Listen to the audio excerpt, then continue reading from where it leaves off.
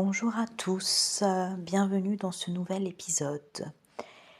Aujourd'hui, j'ai envie de vous partager quelque chose de très personnel, quelque chose que finalement beaucoup d'entre nous vivent, mais dont on parle finalement rarement. C'est plus des aspects de coaching ou de choses comme ça qu'on trouve en général sur les réseaux, sur YouTube, et moi j'ai pas du tout envie d'être dans cette démarche-là. J'ai plus envie finalement de parler d'une expérience personnelle que je suis en train de vivre actuellement en direct, qui me prend beaucoup la tête, euh, qui me fait beaucoup de mal. Et j'avais envie d'échanger là-dessus, de partager ça, d'avoir éventuellement aussi les avis de, des autres, de personnes qui peuvent vivre la même chose. Donc n'hésitez pas à me laisser vos avis, vos émotions, vos expériences en commentaire. Mais surtout, voilà, j'avais vraiment besoin de conscientiser ça en racontant mon histoire, en tout cas mon épreuve actuelle.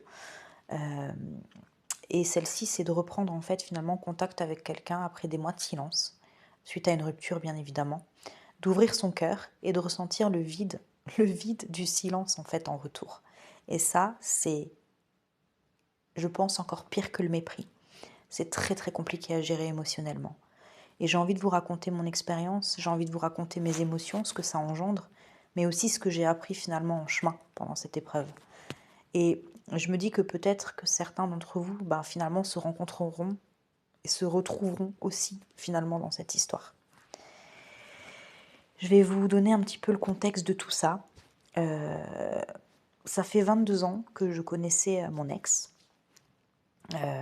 Donc je l'ai connu étant toute jeune adulte. Et on a été amis pendant des années, des années, des années. On a fait les 400 coups, nous et notre petite équipe de l'époque. Et, euh, et voilà, c'est jamais allé plus loin, mais c'est quelqu'un qui avait ce désir de pouvoir éventuellement aller plus loin. Ça ne s'était jamais fait. Et il s'avère qu'à un moment donné, ça s'est fait.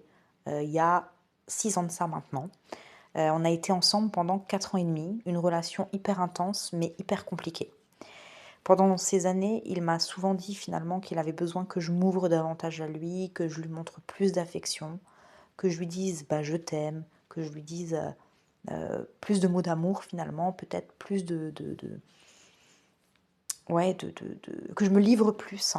Et j'ai pas toujours su le faire à la hauteur de ses attentes à lui, et ça a créé énormément de tensions.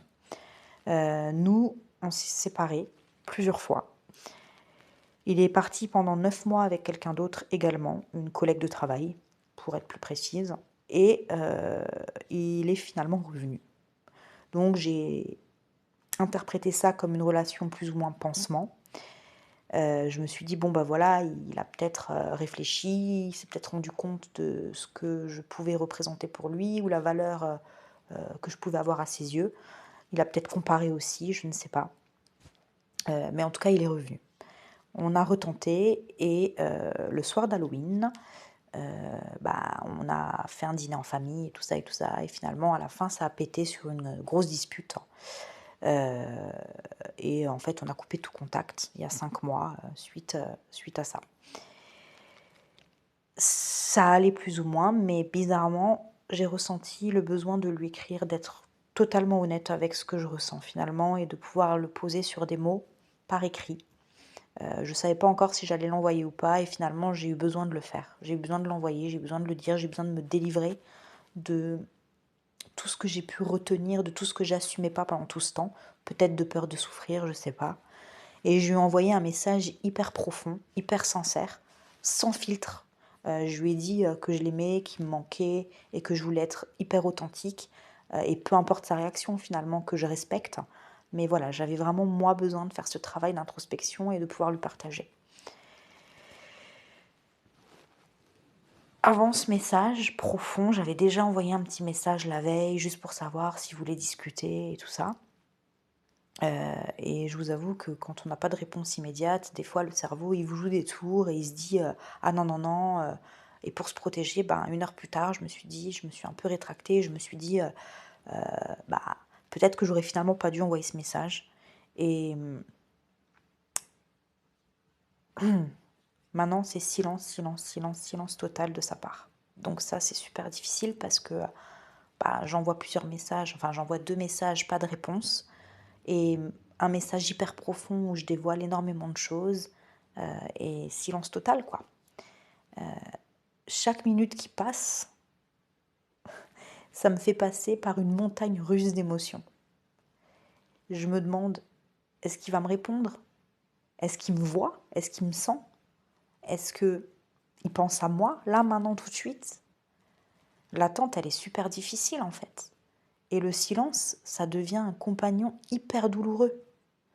Et pourtant, ce qui est assez fou, c'est que je sais que c'est pas un rejet automatique de sa part. C'est sa peur, sa méfiance et ses blessures, à mon avis, du passé qui prennent le dessus. Et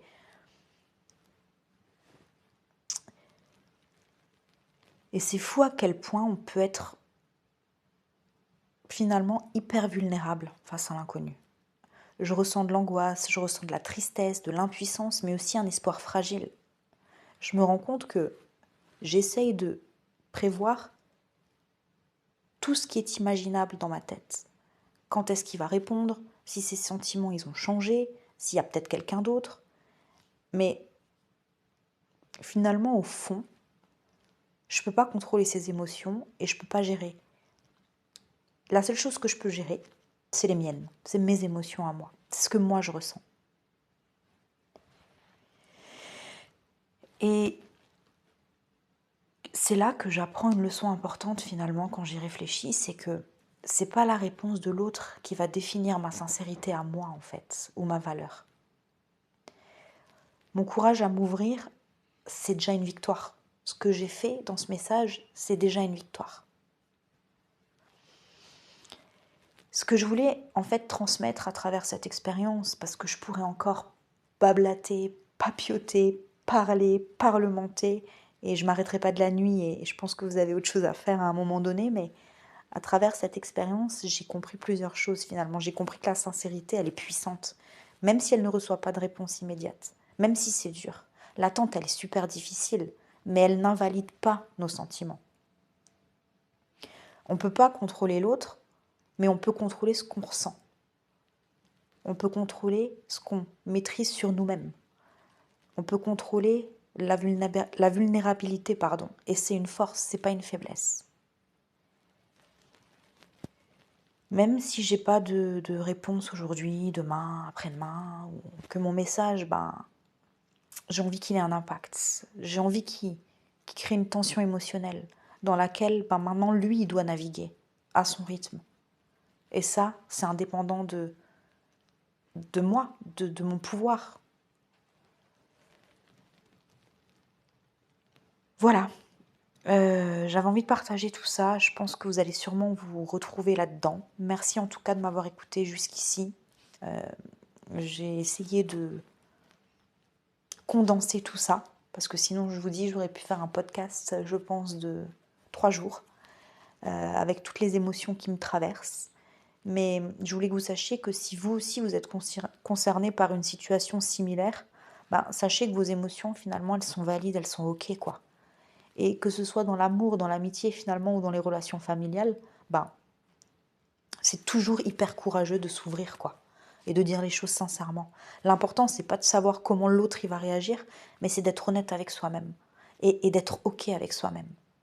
Pour moi, c'est vraiment le plus important et c'est ce qu'il y a à retenir.